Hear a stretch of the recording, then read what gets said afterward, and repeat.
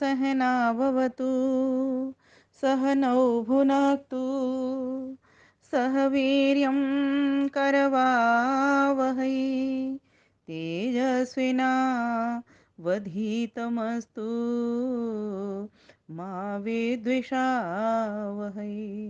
ओम शांति शांति शांति ओम। सम्मानीय विद्यार्थीगण, सादर सप्रेम नमस्ते। चतुर्थ समुल्लास हमारा सत्यात प्रकाश का चल रहा है। चतुर्थ समुल्लास के हमने कल तक 28 भाग पढ़ लिए थे, जान लिए थे। आज 29वें भाग में देखते हैं महर्षि दयानंद सरस्वती हमको क्या शिक्षा दे रहे हैं। तो अब तक का जो भाग था थोड़ा पुनरावृत्ति के तौर पर बता देती हूँ कि उसमें हमने जाना था मूर्ख के लक्षण क्या था, विद्यार्थियों के लक्षण क्या थे, मूर्ख के लक्षण क्या थे, है ना। अच्छे लोग कौन, अध्यापक और विद्यार्थी अच्छे कौन से होते हैं, ये सब विषय हमने पढ़ लिया था। फिर हमने ब्राह्मण, वैश्य और शूद्र इन 3 वर्णों के धर्म पढ़ लिए थे कि ब्राह्मण, क्षत्रिय, वैश्य कैसे हों। लेकिन क्षत्रिय का कर्म अभी हमने नहीं पढ़ा था। तो उसके लिए महर्षि दयानंद सरस्वती ने कहा था कि जो राजधर्म आएगा ना, राजधर्म आपकी जानकारी के लिए बताऊं, 6वां समुल्लास है, उसमें राज प्रजा धर्मान व्याख्यास्म्या, इस प्रकार से उस समुल्लास का नाम है, चैप्टर का नाम है। तो वहां पर वो राजा और प्रजा का धर्म बताया जाएगा। इसीलिए यहाँ पर उन्होंने यह कह दिया कि अभी 3 वर्णों के बारे में ही बता रहा हूँ, वैश्य के बारे में, शूद्र के बारे में और ब्राह्मण के बारे में। तो क्षत्रिय का कर्म हम 6वें समुल्लास में पढ़ लेंगे। अब आज लेकिन नया विषय है कि स्त्री और पुरुष का वियोग कभी ना होना चाहिए। यह इस प्रकार से उन्होंने अपना एक सामान्य सा कोट रख दिया है। अब इसी को ही लेकर के प्रश्नोत्तरी होगी, शंका समाधान चलेगा। अच्छा विषय है। तो वो बता रहे हैं कि क्यों नहीं होना चाहिए स्त्री और पुरुष का वियोग। और किस स्त्री पुरुष का कहा जा रहा है? जो कि गृहस्थ के भीतर दंपत्ति हैं, जो पति पत्नी के रूप में रह रहे हैं, उनका वियोग कभी नहीं होना चाहिए। क्योंकि तो मनुस्मृति का वो प्रमाण दे रहे हैं। 9वें अध्याय का 13वां श्लोक है। आइए मेरे साथ पढ़ते हैं। पानं दुर्जन संसर्गः पत्या च विरहोटनं पत्या च विरहोटनं स्वप्नोऽन्यगेहवासश्च स्वप्नोऽन्यगेहवासश्च नारी संदूषणानि षट् नारी संदूषणानि षट्, इस प्रकार से ये पढ़ा जाएगा। तो कहा उन्होंने पानम दुर्जन संसर्ग, दुर्जन संसर्ग दुष्ट पुरुषों का संग। पानम पीना, क्या पीना? मद्य, भांग, शराब, मादक द्रव्यों का पीना। दुर्जन संसर्ग क्या? दुष्ट पुरुषों का संग करना। पत्या च विरहोटनम, पति से वियोग, है ना। अकेली जहां तहां व्यर्थ पाखंडी आदि के दर्शन मिस से फिरती रहना। समझ गए? तो यहाँ बताया गया है कि ऐसी स्त्री या फिर पुरुष, दोनों के लिए ही ये बात आएगी। तो यहाँ पर पहले पति से वियोग अर्थात स्त्री के लिए बात आई कि दुष्ट पुरुषों का संग करती है, मद्य भांग आदि मादक द्रव्यों को पीती है जो स्त्री, पति से वियोग करती है, दूरी करती है, अकेली जहाँ तहाँ व्यर्थ पाखंडियों के दर्शन करने के लिए घूमती फिरती है, और पराये घर में शयन करती है, वह वास करती है। ये 6 स्त्री को दूषित करने वाले दुर्गुण हैं। स्वप्नो अन्य गेह वासश्च, शयन करना, वास करना, है ना। नारी संदूषणानि षट्, ये स्त्रियों के 6 दूषित करने वाले दुर्गुण हैं। और सिर्फ नारी के ही लिए नहीं लिखा, वो लिखते हैं और ये पुरुषों के भी हैं। मद्य भांग मादक द्रव्यों को पीता है, दुष्ट पुरुषों का, स्त्रियों का, यहाँ पर क्लियर करेंगे, दुष्ट स्त्रियों का संग करता है, पत्नी से दूर रहता है, वियोग करता है, अकेला जहाँ तहाँ अप्सराओं के दर्शन करते फिरता है, पराये घर में जाकर के रहता है, खाता है, पीता है, सोता है। ये 6 पुरुष को भी दूषित करने वाले दुर्गुण हैं। ये समझने की बात है। कोई भी पराया पुरुष अगर आकर के गृहस्थ के भीतर और गलत उद्देश्य से अगर वो रह रहा है, तो ये ठीक नहीं है। पति और स्त्री का वियोग दो प्रकार का होता है। अब और स्पष्ट कर रहे हैं महर्षि दयानंद सरस्वती।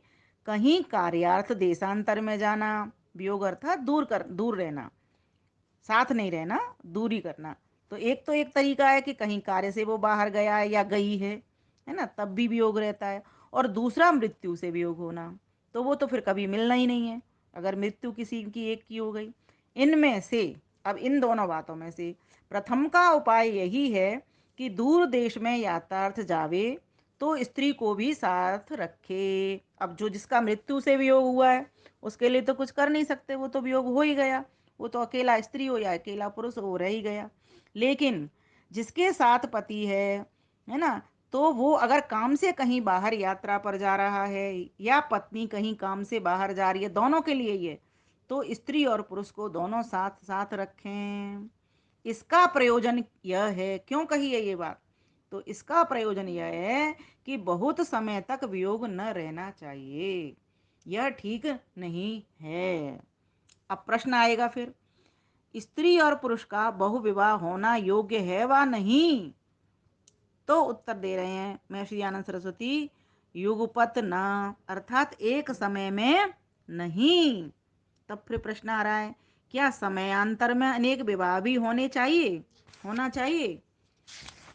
तो उत्तर देते हैं हाँ, बिल्कुल होने चाहिए। जैसे फिर मैं अनुस्मृति के 9वें अध्याय का 176वां श्लोक दिया है, या स्त्री त्वक्षतयोनिः स्याद्गत प्रत्यागतापि वा पौनर्भवेन भर्त्रा सा पुनः संस्कारमर्हति, पुनः संस्कारम अर्हति। इस प्रकार से विच्छेद भी करके पढ़ सकते हैं।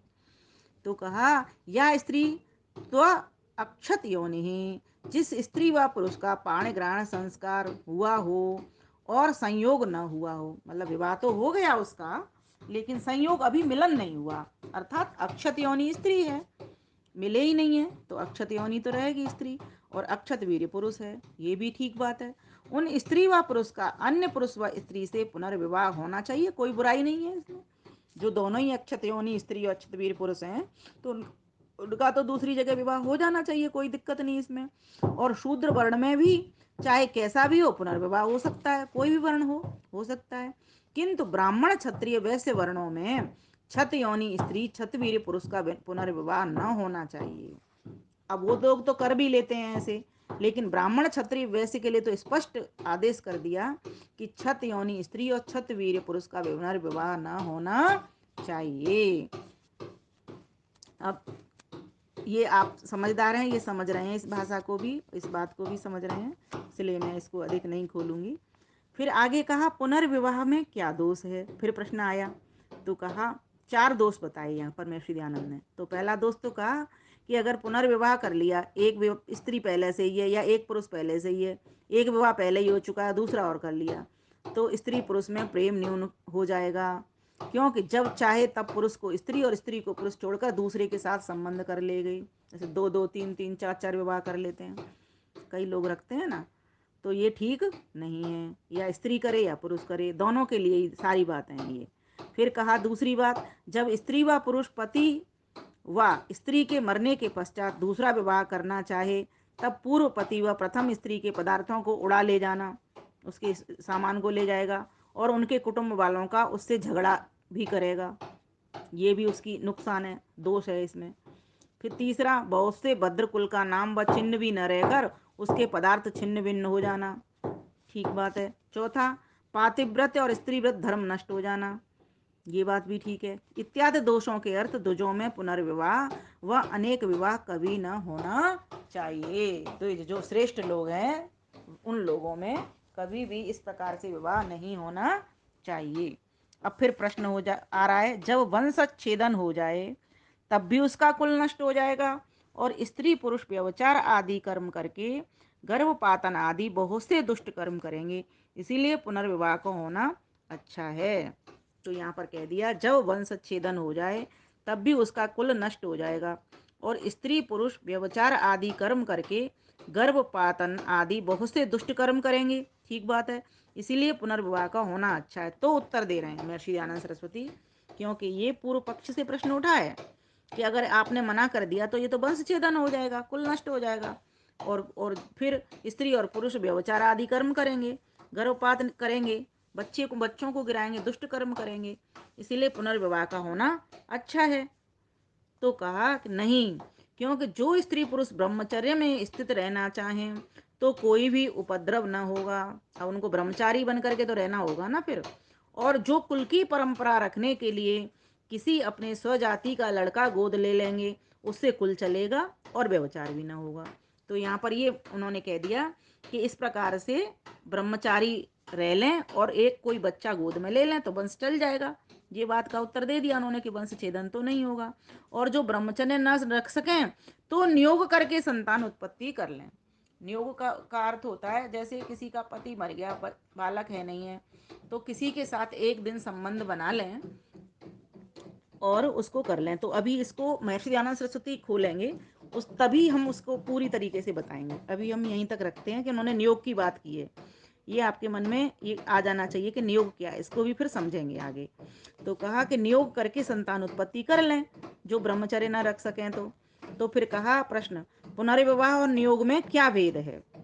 तो कहा पहला, अब यहाँ पर 5 भेद बताए हैं। तो कहा पहला, जैसे विवाह करने में कन्या अपने पिता का घर छोड़ पति के घर को प्राप्त होती है और पिता से विशेष संबंध नहीं रहता, और विधवा स्त्री उसी विवाहित पति के घर में रहती है। तो ये बड़ा लंबा विषय है, इसको मैं चाह रही हूँ कि अगले वीडियो में ले लूँ, क्योंकि इसको थोड़ा खोल खोल करके समझाऊंगी तो ज़्यादा अच्छा रहेगा। तो इसीलिए आज के तक हम इतना ही समझ लें कि वंश छेदन नहीं होगा, है ना, क्योंकि प्रश्न किया था ना कि वंश छेदन हो जाएगा अगर वैसे पुनर्विवाह नहीं हुआ तो कहा कि ऐसा कुछ नहीं होगा। इसके लिए ऐसा कर सकते हैं, ब्रह्मचारी बन करके रहें और क्या करें कि कुल की परंपरा रखने के लिए अपनी जाति के का लड़का गोद ले लें, स्वजाति। जैसे स्वजाति से मतलब यहाँ पर लेंगे वर्ण से, कि आप जिस वर्ण को धारण कर रहे हो, ब्राह्मण हो, क्षत्रिय हो, वैश्य हो, शूद्र हो, क्या हो, उससे कुल चल जाएगा, व्यभिचार भी ना होगा। और जो ब्रह्मचर्य न रह सकें तो नियोग करके संतान उत्पत्ति कर लें। तो अब इस विषय को हम अगली बार के लिए रख लेते हैं, क्योंकि उसमें लगेगा अभी समय हमें बहुत। ये नियोग का विषय चल पड़ा ना, नियोग का विषय अभी लंबा है, ये बहुत सारे प्रश्न उत्तर इस नियोग में उठेंगे। किसके साथ नियोग हो, नियोग किसे कहते हैं, नियोग से क्या होगा, है ना, और विधवा करे, विधुर करे, किस तरह से क्या रहेगा इसका। तो ये समझने के लिए हमें बहुत, अभी 3-4 पेज में ये पूरे प्रश्न उत्तर हैं, इसीलिए हम आज के लिए इसको यहीं विराम दे देते हैं। अगले भाग में इसको हम ले लेंगे, भाग 30 में। आज ये भाग 29वां हमने पूरा यहाँ पर कर दिया। धन्यवाद, नमस्ते। इसी तरह से पढ़ते रहिए। कोई मन के भीतर अगर शंका आती है, प्रश्न आता है, तो अवश्य लिख करके पूछें, जिससे आपका तो ज्ञानवर्धन होगा ही, साथ साथ हम पढ़ाने वालों का भी ज्ञानवर्धन होता है। हम भी आपको उत्तर देने के लिए बहुत चिंतन करते हैं फिर। और अगर सामान्य प्रश्न होता है तो फिर सामान्य उत्तर हो जाता है, लेकिन अगर कोई विशेष प्रश्न है जो हमारे दिमाग में नहीं आया और आपके में आ रहा हो तो हम उस पर चिंतन करेंगे, विचार करेंगे और आप तक पहुंचाने का पूरा पूरा प्रयास करेंगे। इसलिए पढ़ते रहिए, बढ़ते रहिए, प्रभु की मंजिल चढ़ते रहिए। और इन दिनों अभी नवरात्रि चल रहे हैं, इसीलिए जप, गायत्री का जप करते रहिए। धन्यवाद, नमस्ते।